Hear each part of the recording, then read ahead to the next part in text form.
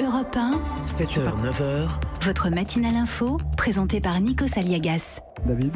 Bonjour Nikos, bonjour à tous, bonjour Céline. Ce matin, Bonjour. à la une de vos journaux, une rentrée et une sortie. La rentrée, c'est celle du MEDEF. La sortie, c'est celle du pape François sur les homosexuels. Homosexualité, les mots qui fâchent, c'est à la une de Libération. Tandis que le Parisien fustige des propos absurdes sur l'homosexualité, un discours ambigu sur la pédophilie. Bref, c'est le chemin de croix du pape François.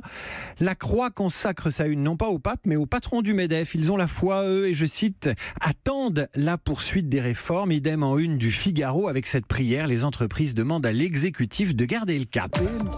Mais c'est dans la croix qu'on tente de trouver une explication, une justification aux propos du pape sur l'homosexualité. Et on la trouve en page 12, où le journal catholique rapporte l'exercice de contorsion ennuyée des porte-paroles du Vatican pour éteindre l'incendie.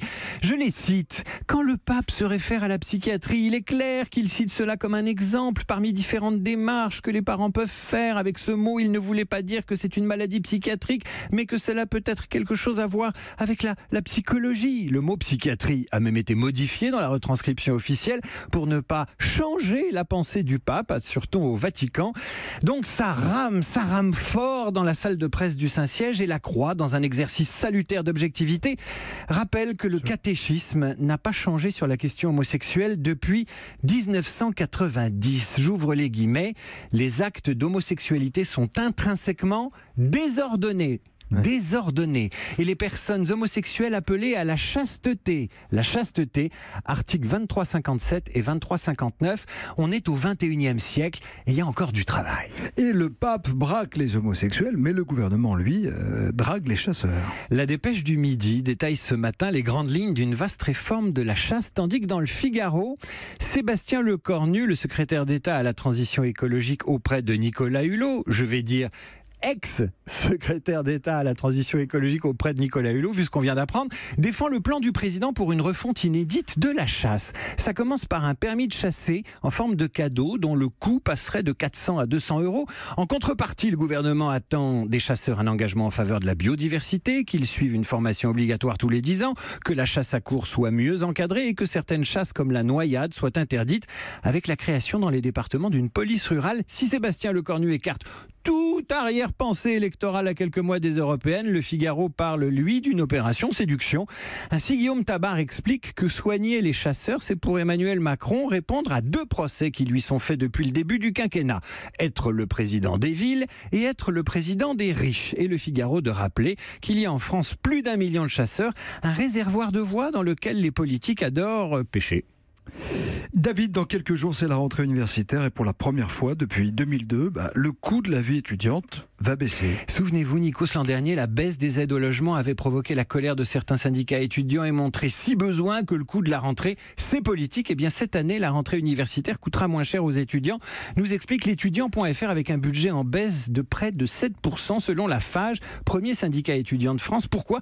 Parce que les étudiants seront désormais rattachés au régime général de la sécurité sociale, explique le Huffington Post, et n'auront plus à s'acquitter des 217 € de cotisation du régime étudiant supprimé. Mais attention, ils vont découvrir une nouvelle contribution de 90 €. C'est la CEVC, la contribution à la vie étudiante et de campus, qui va financer le sport, la culture et la santé à l'université. Ça n'empêche pas l'UNEF de rappeler que le coût de la vie courante augmente pour les étudiants. Et les Échos consacrent ce matin une pleine page à la compétition acharnée qui règne entre les banques pour prêter à cette clientèle étudiante.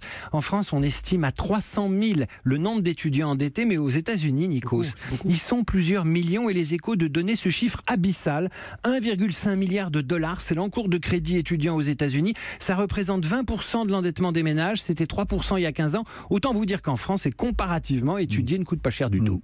Alors David, à l'heure du bilan de la saison touristique, un document nous dévoile qui sont les camping-caristes. Qui sont les camping-caristes? D'où viennent-ils? J'allais ajouter quels sont leurs réseaux. C'est la première fois qu'une étude diligentée par l'État et la direction générale de l'entreprise entreprend de scanner cette mystérieuse population de vacanciers, le camping-cariste qui prend ses vacances en France. Et quand il n'est pas français, allemand, belge ou néerlandais, quand il est français, il est plutôt retraité, passe ses vacances en couple et issu de la classe moyenne. Ça pourrait être Jean-Marc Ayrault, par exemple, qui a un camping-car, alors que les camping-caristes étrangers sont plus jeunes et issus de catégories socio-professionnelles supérieures. Alors pourquoi ils aiment la France, ces camping-caristes? Le patrimoine évidemment, mais L'état des routes, excellent, et la qualité des aires d'accueil et de camping. Qu'est-ce qu'ils nous reprochent ? Eh bien l'accueil, comme d'habitude, on leur fait trop la gueule. David, on va finir avec un anniversaire. C'est un double anniversaire. Les universités d'été du MEDEF fêtent leurs 20 ans, mais une chanson qu'on entend très souvent dans les défilés de la CGT et de Force ouvrière fête également ses 20 ans. On la trouve, nous rappelle la Dépêche du Midi, dans l'album Essence ordinaire sorti en 98. Elle est parfois un prétexte à tous les excès pour se déshabiller en fin de soirée. Et elle est signée du groupe Zebda. Vous avez trouvé, Nikos ? Oui, c'est... T'as enlevé la chemise. Je connais.